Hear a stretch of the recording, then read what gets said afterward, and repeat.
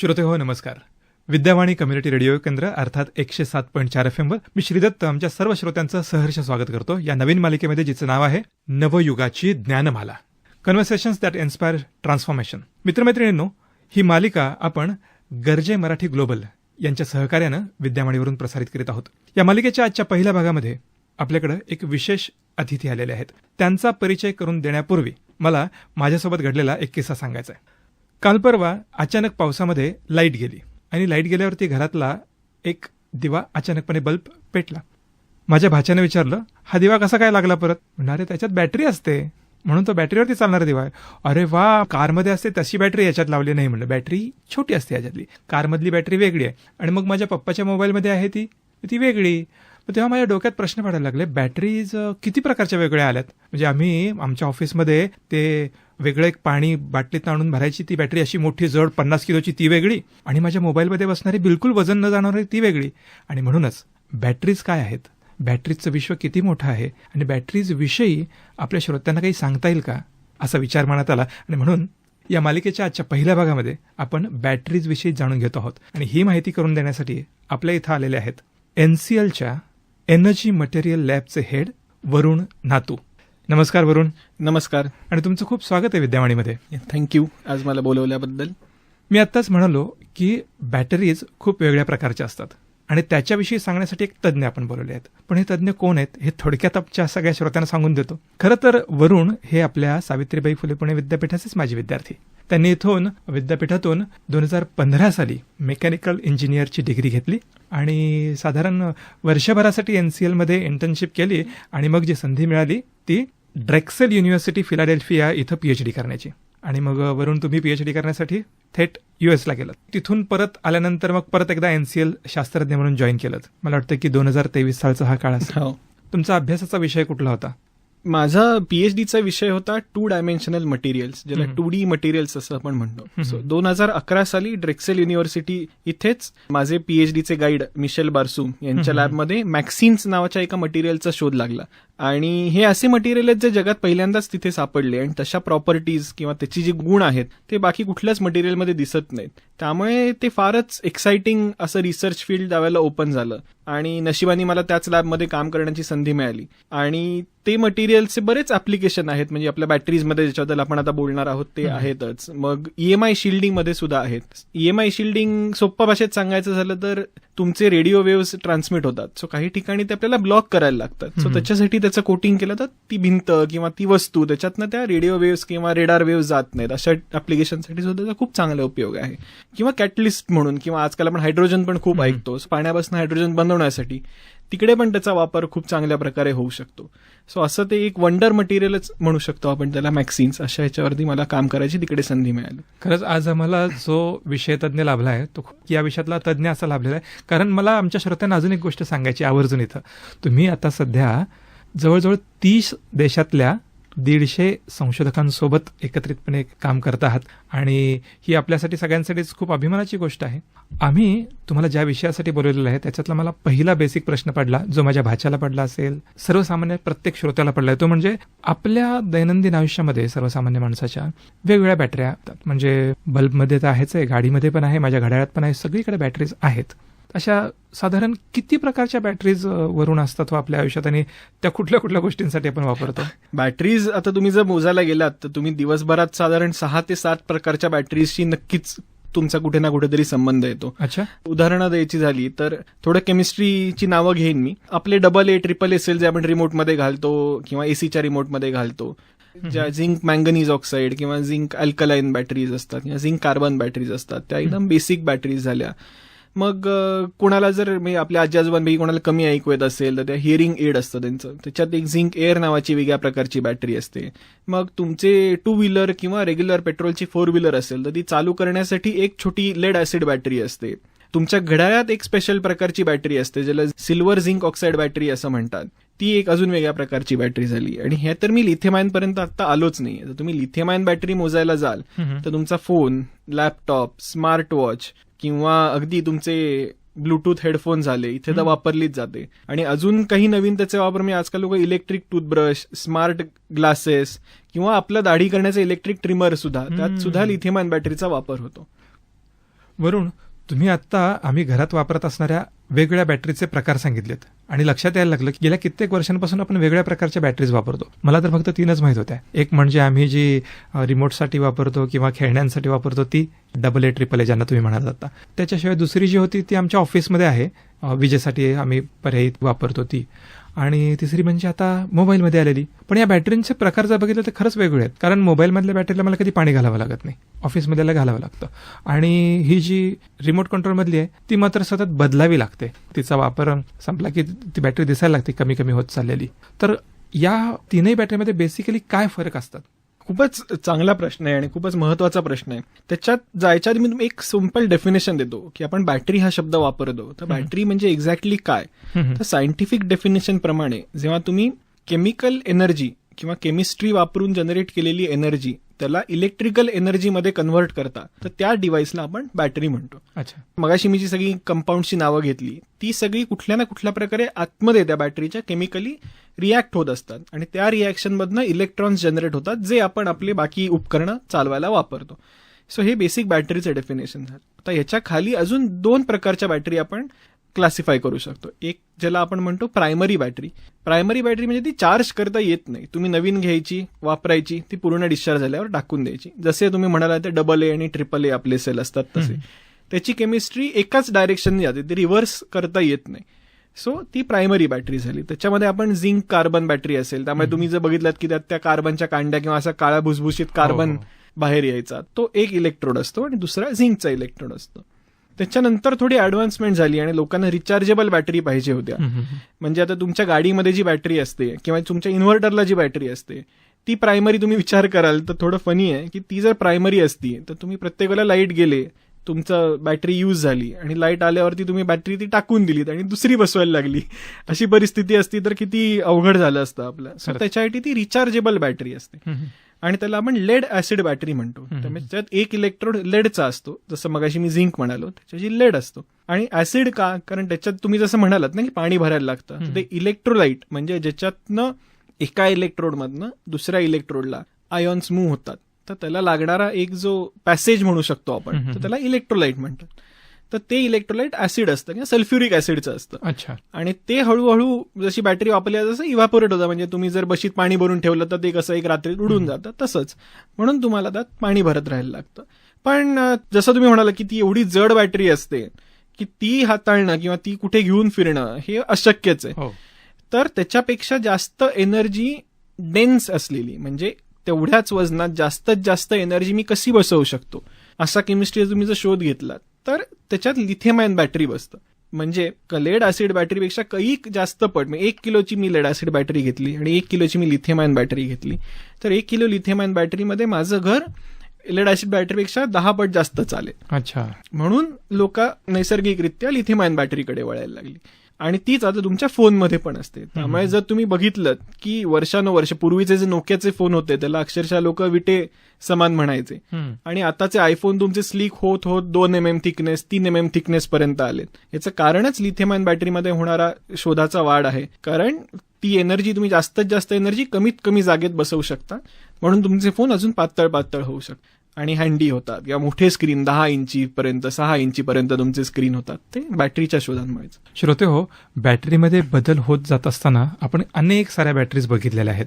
माझ्या पिढीच्या लोकांनी तर खूप साऱ्या बघितलेल्या आहेत आणि याच्याच विषयी आपण माहिती घेत आहोत विद्यावाणी कम्युनिटी रेडिओ केंद्रावरून, अर्थात 107.4 FM वरून नवयुगाची ज्ञानमाला या कार्यक्रम मालिकेमध्ये. ही कार्यक्रम मालिका आपण गरजे मराठी ग्लोबल यांच्या सहयोगानं सादर करीत आहोत.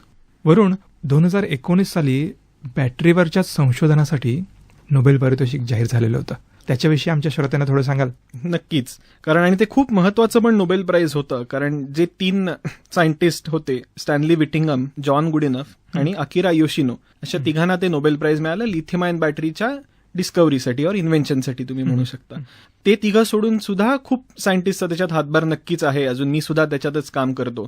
पण त्या तिघांना आपण father of lithium ion battery म्हणू शकतो. म्हणजे त्यांचे जे शोध लागले नसते तर आज लिथियम आयन बॅटरी कदाचित ह्या स्वरूपात आपल्याला बघायला मिळाली नसती.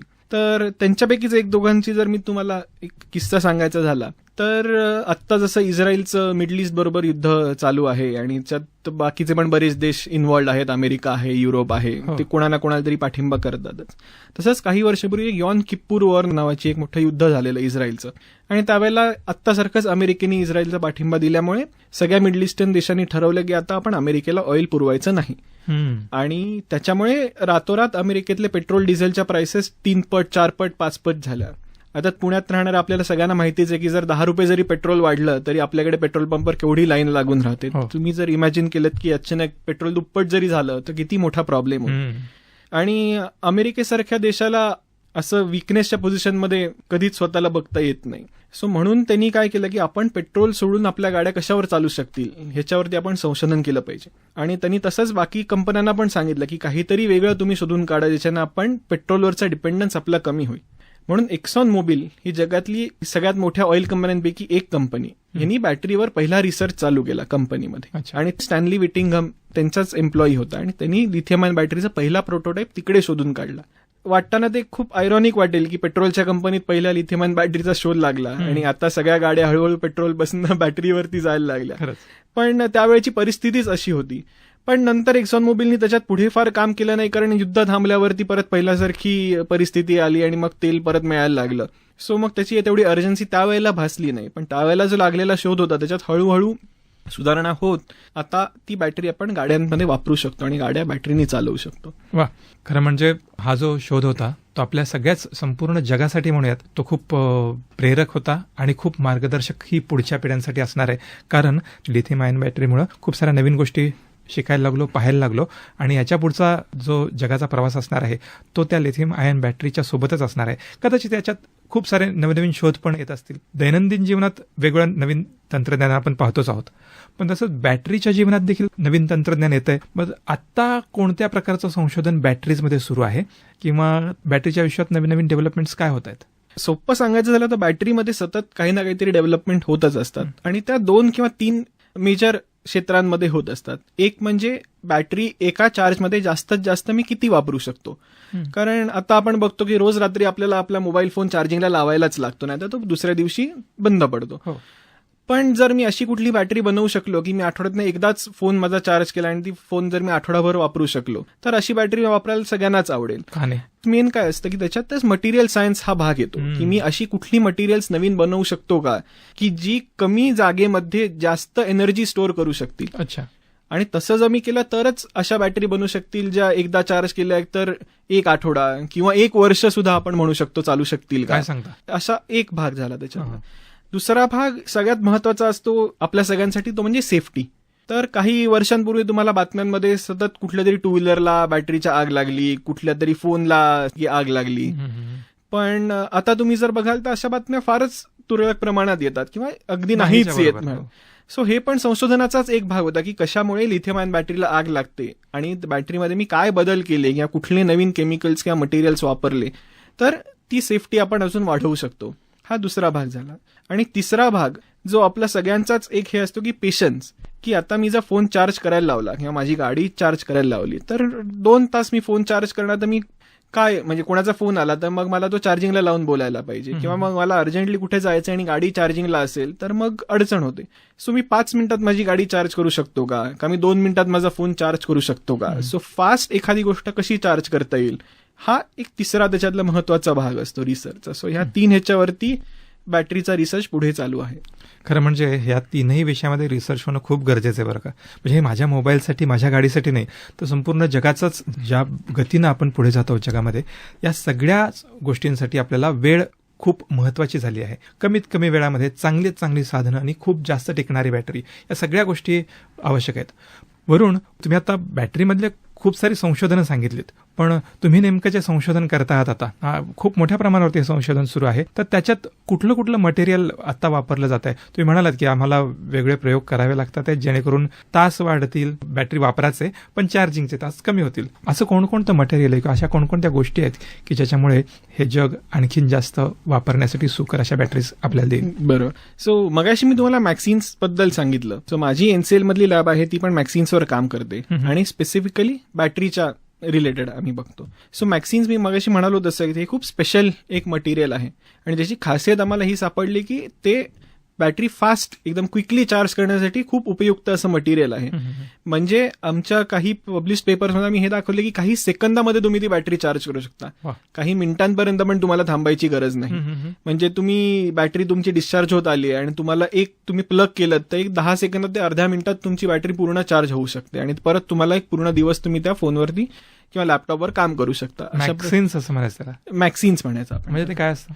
सो मॅक्सिन्स हे 2D मटेरियलचा एक प्रकार असतो. 2D मटेरियल्स म्हणजे काय आपण जरा समजून घेऊ. आपण जे आपण सगळे मटेरियल बघतो, आपलं जगच एक 3D जग म्हणता येईल आपल्याला, कारण प्रत्येकाला लांबी, रुंदी, खोली असं एक हे असतं.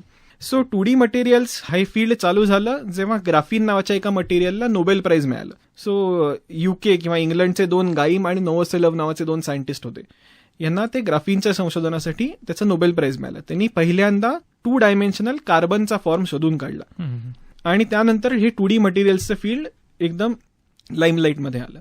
सो 2D मटेरियल्स आता सोपं तुम्हाला समजून घ्यायचं असेल तर तुम्ही त्याला एका कागदाच्या गठ्ठ्यासारखं समजू शकता.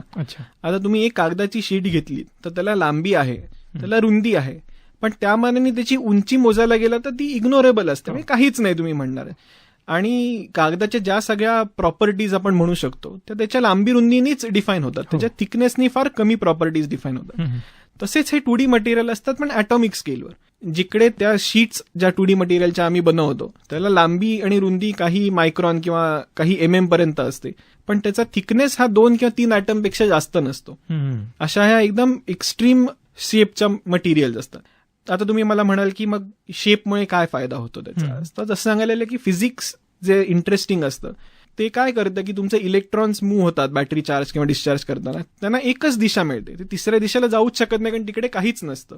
त्यामुळे तुमचा स्पीड वाढतो की इलेक्ट्रॉन्स इकडे तिकडे न जाता एकाच डायरेक्शननी मूव्ह होतात. सो ह्याच्यामुळे तुमचा बॅटरी चार्जिंग स्पीड सुद्धा वाढतो.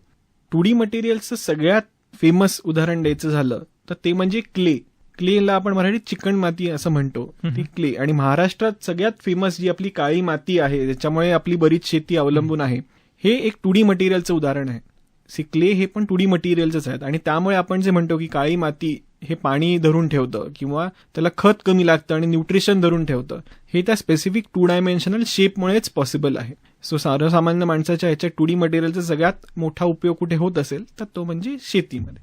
वरुण, खरं म्हणजे हे तंत्रज्ञान, ही जी काही तुमची संशोधन चालू आहे ते संपूर्ण जगासाठीच खूप प्रेरक आहे आणि या सगळ्या गोष्टींसोबत आपलं आयुष्य अधिक सुकर होत जाणार आहे. याच बाबतीत आपल्याला पुन्हा बोलायचं आहेच. उद्या तुमच्यासोबतच्या गप्पा आपण पुन्हा सुरू ठेवणार आहोत. श्रोते हो, तुम्ही देखील ऐकत राहा ही मालिका, जी मालिका विद्यावाणी कम्युनिटी रेडिओ केंद्र आणि गरजे मराठी ग्लोबल हे एकमेकांच्या सहकार्यानं तुमच्यापर्यंत घेऊन येत आहेत. वरुण नातू यांच्यासोबतच्या गोष्टी आपण पुढे तशाच सुरू ठेवणार आहोत. पण मित्रांनो, जाता जाता मला तुम्हाला एक गोष्ट सांगायची आहे. मगाशी वरुण यांनी एक उल्लेख केला होता की एक्सॉन मोबाईलने कधीतरी बॅटरीवरच्या गाड्या बनवायला अमेरिकेत सुरुवात केली, पण पेट्रोल किंवा डिझेल मिळायला लागल्यावरती ते खंड पडला.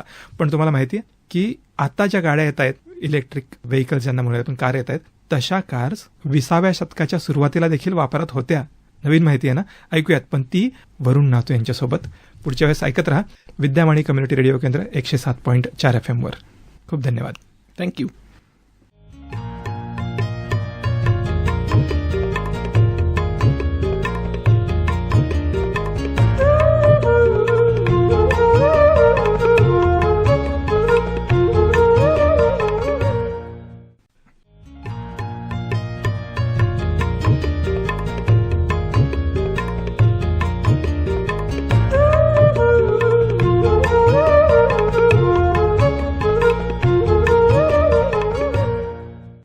श्रोते हो, नमस्कार. विद्यावाणी कम्युनिटी रेडिओ केंद्र अर्थात 107.4 FM वर मी श्रीदत्त आमच्या सर्व श्रोत्यांचं सहर्ष स्वागत करतो या कार्यक्रमात, ज्याचं नाव आहे नवयुगाची ज्ञानमाला.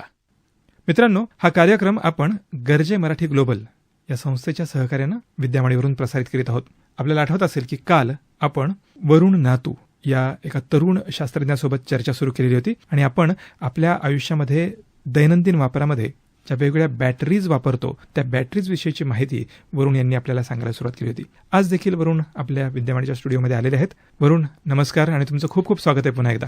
नमस्कार. काल आपण बोलताना श्रोत्यांना सांगितलं होतं की आपण वेगवेगळे बॅटरीचे प्रकार दैनंदिन हाताळत असतो, ज्यामध्ये रिमोट कंट्रोलची बॅटरी असेल, बल्बमधली असेल, गाड्यांमधली असेल, आपल्या मोबाईलमधली असेल, किंवा आपण ऑफिसात जनरेटरसाठी जी वापरतो, वेगवेगळ्या प्रकारच्या बॅटरीज तुम्ही सांगितल्यात. त्यांच्यातलं सगळ्यात महत्त्वाचं जे संशोधन सुरू आहे ते देखील सांगितलं.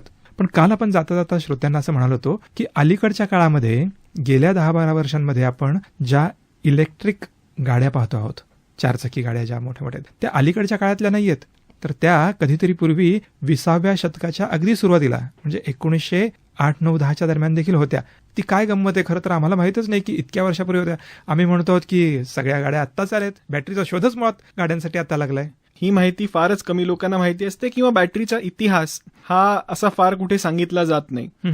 तर उदाहरण द्यायचं, जसं तुम्ही म्हणालात तसं 1900च्या आसपास न्यूयॉर्कमध्ये, जिकडे आता अमेरिकेत अजूनही आज सगळ्यात जास्त गाड्या असतील, तर न्यूयॉर्कमध्ये टॅक्सीच्या काही फ्लीट ह्या बॅटरीवरच्या होत्या. अच्छा. आणि जवळपास अमेरिकेतल्या 1/3 गाड्या ह्या बॅटरीवर चालणाऱ्या होत्या. आता त्यावेळेला लिथियम बॅटरी होती का, तर नाही, पण त्या सगळ्या गाड्या लेड ऍसिड बॅटरीवर चालणाऱ्या होत्या. अच्छा. पण त्यावेळेची गरजच एवढी होती की घरापासनं जवळपास कुठे नातेवाईकांकडे जाण्याकडे, किंवा तुम्हाला काय भाजी किंवा अशी छोटी जी कामं आज आपली असतात तशीच त्यावेळेची होती, तेवढ्या पुरताच गाडीचा उपयोग होता. हळूहळू जर तुम्ही अमेरिकेचा इतिहास बघितलात तर पहिले अमेरिकेत स्थायी झालेली लोक ही सगळी न्यूयॉर्क, फिलाडेल्फिया ह्या एरियातली होती, आणि मग हळूहळू वाढत बाकी पूर्ण अमेरिकेत युरोपियन लोकांची वस्ती पसरली, आणि मग अमेरिका हायवे बांधायला लागली आणि नवीन शहरं वसायला लागली. तसं मग हळूहळू लांबचा प्रवास करणं गरजेचं भासायला लागलं. त्यावेळेला त्या काळच्या बॅटरी एवढ्या एनर्जी डेन्स नव्हत्या की एवढा लांबचा प्रवास त्या गाठू शकतील. आणि त्याच दरम्यान पहिलं मास प्रोड्युस्ड गाडीचं मॉडेल टी, हे फोर्डची जी पहिली गाडी होती ती त्याच दरम्यान 1950च्या अराउंड त्यांचं मास प्रोडक्शन चालू झालं. आणि काही इकॉनॉमिक कारणांच्या दृष्टीने त्यावेळेला फोर्डनी असं ठरवलं की आपण फक्त पेट्रोल किंवा डिझेलच्याच गाड्या विकायच्या, बॅटरी किंवा स्टीमवर चालणाऱ्या नाही आपण विकणार. आणि ते मॉडेल इतकं पॉप्युलर झालं की ह्या दोन गोष्टींच्या कारणांमुळे कुठेतरी त्या बॅटरीवर चालणाऱ्या गाड्या मागे पडल्या. आणि त्यानंतर त्यावेळेला एन्व्हायरमेंट आणि ग्रीन हाऊस गॅसेस हा सगळे विषय पण नसल्यामुळे त्याची एवढी गरज नंतर भासली नाही, जी आता आपण परत बघतो. खरं म्हणजे तेव्हाच्या काळात जे बॅटरीवरती संशोधन सुरू होतं ते इतकं सारं मोठ्या प्रमाणात जे आज तुम्ही करता आहात 30 देशात 150 लोकांसोबत इतकं नव्हतं. आणि त्याचबरोबर आपण असंही म्हणूयात की पेट्रोल, डिझेल या गोष्टी तेव्हा स्वस्तात आणि सहज अमेरिकेकडे उपलब्ध व्हायला लागल्या, म्हणून कदाचित पेट्रोलच्या आणि डिझेलच्या गाड्यांचा वापर जास्तीत सुरू झाला असेल. पण जसजसा काळ पुढे गेला, आपण 21व्या शतकात जेव्हा गेल्या 25 वर्षापूर्वी प्रवेश केला, तेव्हा आपल्याला सगळ्यात मोठा जो काही विषय आपल्याला जाणवायला लागला तो म्हणजे ग्लोबल वॉर्मिंग.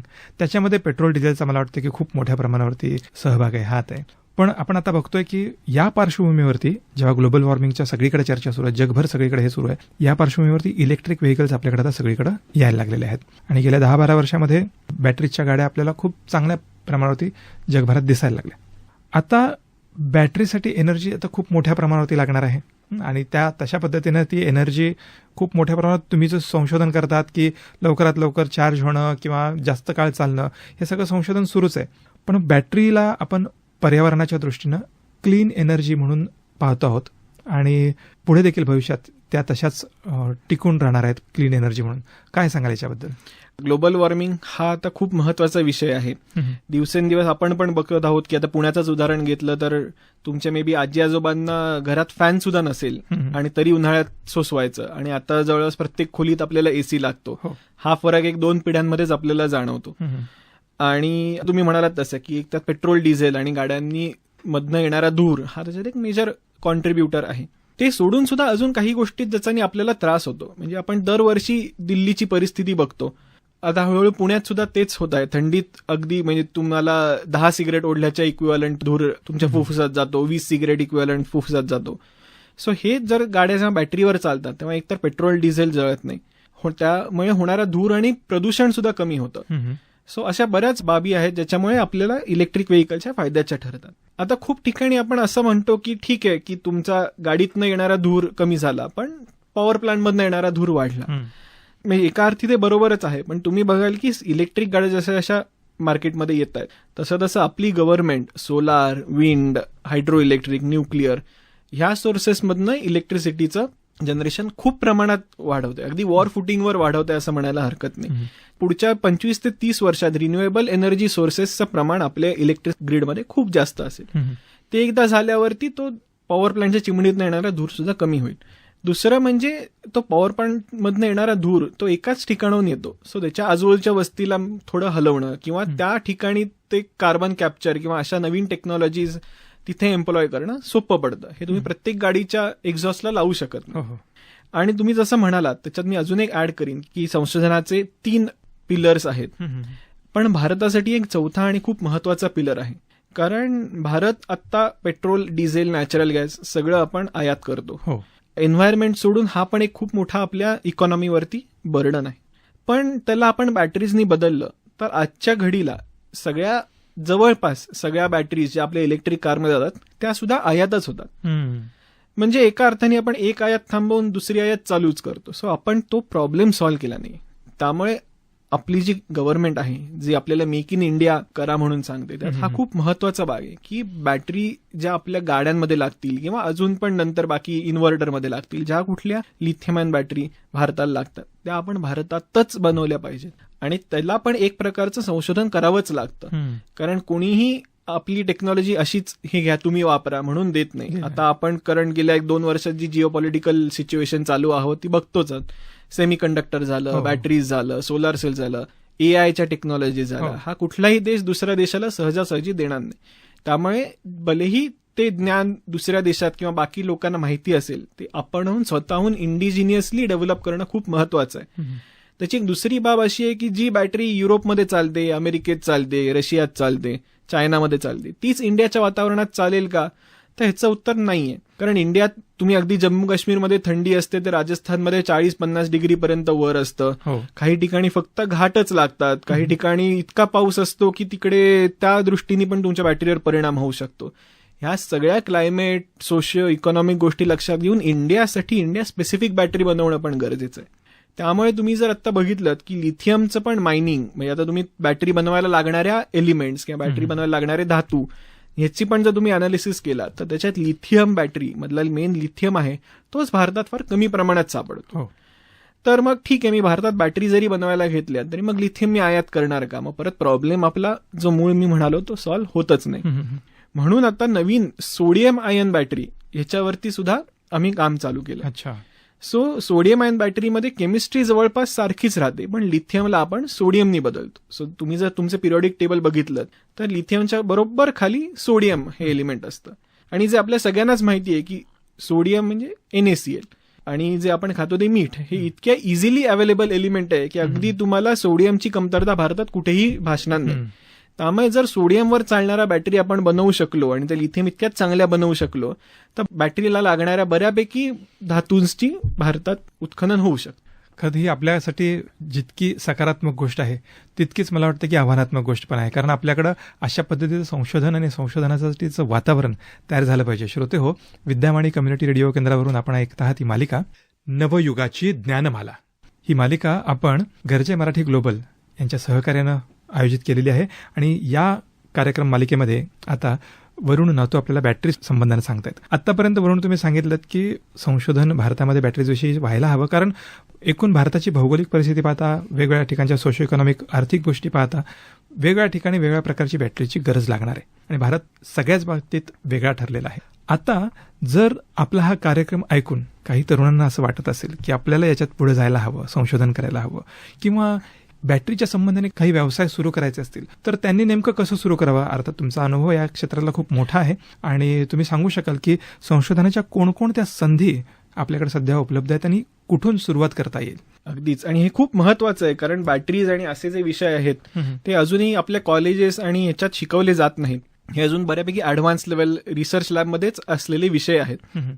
सो त्यासाठी मी मुलांना सांगेन आणि मी माझंच उदाहरण घेऊन ऍक्च्युली तुम्हाला सांगू इच्छितो की तुम्ही माझं इंट्रोडक्शन ऐकलं त्यात माझं BE मेकॅनिकल इंजिनिअरिंग असं होतं आणि आता मी जो संशोधन करतो हे मेकॅनिकल इंजिनिअरिंगपेक्षा खूप लांब आहे. आणि मी माझं उदाहरण घेऊन मुलांना सांगेन की मी 3rd इयरमध्ये असताना NCLला इंटर्नशिपला अप्लाय केलं. 2015 साली मटेरियल सायन्स हे फील्ड फारच नवीन होतं आणि मेटलर्जी म्हणून म्हणायचे लोक त्याला. इव्हन COEP मध्ये सुद्धा हे मेटलर्जी नावानी होतं. आणि मेटलर्जी फक्त आणि फक्त मेटल्स पुरतच राहतं. पण जेव्हा ते मटेरियल सायन्स होतं तेव्हा त्याच्यात battery, solar cell, semiconductor असे कितीतरी इलेक्ट्रॉनिक्स, ऍडव्हान्स इलेक्ट्रॉनिक्स अशा सगळ्या गोष्टी त्याच्या अंडर येतात. हे मी एनसीएलला जेव्हा आलो आणि जेव्हा त्यावेळेचा हा रिसर्च बघितला तेव्हा मला हे फील्ड आहे असं कळलं. आणि त्याच्यामुळेच नंतर मग मला पीएचडीला सुद्धा त्याप्रमाणे ती निवड करता आली. मी म्हणेन की पुणे आणि आसपासच्या एरियातली मुलं खरंच खूप भाग्यवान आहेत, कारण आपल्या आजूबाजूला इतक्या रिसर्च इन्स्टिट्यूट्स आहेत ज्यांना नेहमी इंटर्न्स किंवा मास्टर स्टुडंटची गरज असते रिसर्च करण्यासाठी. काही उदाहरणं घ्यायची तर एनसीएल आहे, आयसर आहे, मुंबईला TIFR IIT मुंबई आहे, पुण्याला सीमेट आहे. या सगळ्या ठिकाणी असाच इंटरेस्टिंग रिसर्च चालतो. बॅटरीजवर असेल किंवा अजूनही अशा ॲडव्हान्स टॉपिक्सवर असेल, AI, सेमीकंडक्टर, हा सगळा रिसर्च इकडे होतो. सो मी ह्या माध्यमातून नक्की मुलांना सांगेन की ह्या इन्स्टिट्यूटच्या वेबसाईटवर जा, तिकडे काम करणाऱ्या सायंटिस्टची माहिती घ्या आणि त्यांना ईमेल लिहा. आणि अजिबात घाबरू नका की ते काय म्हणतील. ते सगळेच जण अप्रिशिएट करतात आणि तुम्हाला त्यांच्या लॅबमध्ये काम करायची संधी सुद्धा मिळेल. सो ह्या संध्या नक्की घ्या. आणि तुम्ही पुणे मुंबई ह्या एरियातले एवढ्या रिसर्च लॅब आहेत, भारतात कुठेही एवढ्या रिसर्च लॅब एवढ्याशा एरियामध्ये नाही आहेत. सो ह्या गोष्टीचा फायदा करून नक्की घ्या. दुसरं अजून एक मुलांसाठी चांगली हे आहे की एनसीएलमध्ये व्हेंचर सेंटर आहे. तिथे नवीन ऍडव्हान्स टेक्नॉलॉजीजवर काम करणारे स्टार्टअप्स आहेत. तसंच आयसरचं पण अटल इन्क्युबेशन सेंटर आहे. तिथे सुद्धा ऍडव्हान्स टेक्नॉलॉजीजवर काम करणारे स्टार्टअप्स आहेत. त्या स्टार्टअपची माहिती घ्या. तिथे सुद्धा इंटर्नशिप किंवा नोकरीच्या काही संध्या आहेत का बघा, जेणेकरून तुम्हाला ह्या सगळ्या इमर्जिंग फील्ड्समध्ये काम करण्याची संधी मिळेल. आता तुम्ही मला जर दुसरा प्रश्न विचारलात की स्टार्टअप किंवा एंटरप्रेन्योरशिपच्या दृष्टीने बॅटरीज या फील्डमध्ये काही स्कोप आहे का, तर मी मगाशी म्हणाल तसं ह्याच्यात सगळ्यात जास्त स्कोप माझ्या मते तुम्ही मला विचाराल तर बॅटरीजच्या फील्डमध्ये आत्ता आहे. कारण मी म्हणाल तसं की अजून भारतात एकही बॅटरी बनत नाही. सो कुणाला बॅटरी बनवायची असेल, त्याच्या टेक्नॉलॉजीवर काम करायचं असेल तर त्याला खूप स्कोप आहे. कारण ऑलरेडी इलेक्ट्रिक व्हेकल्स एवढ्या प्रमाणात विकली जातात. तर त्या सगळ्यात जर मेड इन इंडिया बॅटरी वापरली गेली तर खूप इंडियन बॅटरी कंपन्यांचा फायदा होईल. त्याच्या आधी आपण एक लेवल अजून जाऊन बॅटरी बनवायला लागणाऱ्या गोष्टी त्या सुद्धा भारतात एक कुठल्या तरी पॉईंटला बनवणं गरजेचं आहे. जसं आपलं पॉझिटिव्ह इलेक्ट्रोडला लागणारी मटेरियल असतील, ती काही लिथियम आयन ऑक्साईड असेल, लिथियम कोबाल्ट ऑक्साईड असेल, ते अजून भारतात बनत नाही. अॅनोड साईडला लागणाऱ्या गोष्टी जसं ग्राफाईट आहे, बॅटरी ग्रेड ग्राफाईट आहे, ते आपण भारतात बनवू शकतो. असे कितीतरी विविध कॉम्पोनंट्स बॅटरीचे आहेत. कोणी बॅटरी बनवायची ठरवली तर त्याला जे कॉम्पोनंट्स लागतात ते सुद्धा अजून भारतात बनत नाहीत. सो ते बनवायला लागू शकतो. त्यामुळे एंटरप्रेन्युअर्सना ह्या फील्डमध्ये खूप जास्त स्कोप आहे. मग मी म्हणाल जर सोडियम आयन बॅटरी अजून एक भाग झाला, मग तसं सोडियम आयन बॅटरीचे कॉम्पोनंट झाले. त्यामुळे ही खूप व्हास्ट स्पेस आहे आणि ज्यांना एंटरप्रेन्युअरशिप आणि डीप टेक सायन्समध्ये काम करायचं त्यांच्यासाठी खूप ऑपॉर्च्युनिटीज ह्या फील्डमध्ये आहेत.